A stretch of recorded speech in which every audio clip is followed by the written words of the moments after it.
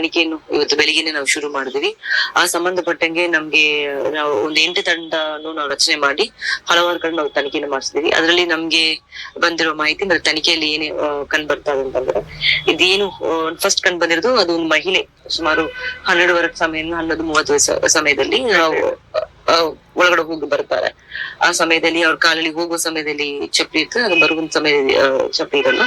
ಮತ್ತ ಇವತ್ತು ನಮ್ ದೇವ್ರ ಮೇಲೆ ಏನು ಚಪ್ಪಲಿ ಇರ್ತದೆ ಅದೇ ಚಪ್ಪಲಿ ನಮ್ಗೆ ಸ್ಪಷ್ಟತೆ ಸಿಕ್ಕಿತ್ತು.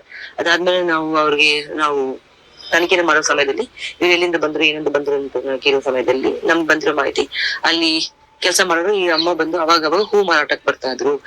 ಏನು ಬಿಟ್ಟೋಗಿದ ಇಲ್ಲ ಸ್ವಲ್ಪ ಒಣದೋಗಿರೋ ಹೂ ಏನಿತ್ತು ಅದೆಲ್ಲ ಸ್ವಲ್ಪ ತಗೊಂಡು ಮತ್ತೆ ಅಲ್ಲಿ ಏನು ಎಲೆ ಏನೋ ಸಿಗದ ಅದ್ರ ಜೊತೆಗೆ ಹೂ ಮಾರಾಟ ಮಾಡ್ಕೊಂತ ಇದ್ರು ಅಂತ ಅವ್ರೊಂದು ಮಾಹಿತಿಯನ್ನು ಕೊಟ್ರು. ಅದ್ಮೇಲೆ ನಾವು ತನಿಖೆಯನ್ನು ಮಾಡುವಾಗ ನಿನ್ನೆ ಸಾಯಂಕಾಲ ಸುಮಾರು 8:30 ಸಮಯದಲ್ಲಿ ಏನು ನಮ್ಗೆ ಪ್ರಮುಖ ಆರೋಪಿಯಾದ ಈಗ ಲೀಲಮ್ಮ ಅಂತ ನಾವು ಏನು ವಶಕ್ಕೆ ತಗೊಂಡಿದೀವಿ, ಅವರು ಸುಮಾರು 8:30 ಸಮಯದಲ್ಲಿ ಹಾಸನ ಬಿಟ್ಟು ಗಾಡಿಯಲ್ಲಿ ಚಿಕ್ಕಮಂಗ್ಳೂರ್ ತನಕ ಹೋಗಿದ್ದಾರೆ. ತಿರ್ಗಾ ವಾಪಸ್ ಬೇಲೂರು ಬಂದು ಸುಮಾರು 1 ಗಂಟೆ ಸಮಯದಲ್ಲಿ ಒಂದು 12 ಗಂಟೆ ಸಮಯದಲ್ಲಿ ಇಳಿದು ಮತ್ತೆ ದೇವಸ್ಥಾನ ಪ್ರವೇಶ ಮಾಡಿ ಮತ್ತೆ ಬಂದು ರೆಸ್ಟ್ ಮಾಡಿ ತಿರ್ಗಾ ವಾಪಸ್ ಬಂದಿದ್ದಾರೆ. ಇದೆಲ್ಲ ನಮ್ಗೆ ಸಿಸಿಟಿವಿ ಕ್ಯಾಮೆರಾ ದೃಶ್ಯದಿಂದ ನಮ್ಗೆ ಸ್ಪಷ್ಟ ಆಗಿದೆ. ನಾವು ತನಿಖೆ ಮಾಡೋ ಸಮಯದಲ್ಲಿ ನಮ್ಗೆ ಕಂಡು ಬಂದಿರೋದು, ಈಗ ಏನು ನಾವು ವಶಕ್ಕೆ ತಗೊಂಡಿದ್ವಿ ಲೀಲಮ್ಮ ಅನ್ನೋರು ಯಾರು ವಶಕ್ಕೆ ತಗೊಂಡಿದ್ವಿ ಅವ್ರು ಸ್ವಲ್ಪ ಅನ್ಸ್ಟೇಬಲ್ ಇದ್ದಾರೆ. Subject to detail medical examination also.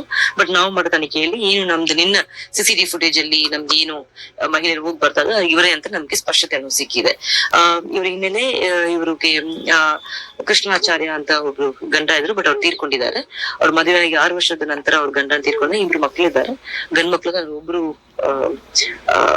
Differently abled, ಇನ್ನೊಬ್ರು ಕೆಲಸ ಮಾಡ್ತಾ ಇದಾರೆ. ಇವ್ರ ಅಮ್ಮನ ಜೊತೆಗೆ ಸಹ ಅವರು ಅವ್ರ ಅಮ್ಮ ಮತ್ತೆ 2 ಜನ ಮಕ್ಕಳ ಜೊತೆಗೆ ಅವ್ರು ವಾಸ ಮಾಡ್ಕೊಂಡ್ ಬರ್ತಾ ಇದ್ದಾರೆ. ನಮ್ಗೆ ಮತ್ತೆ ಮಾಹಿತಿ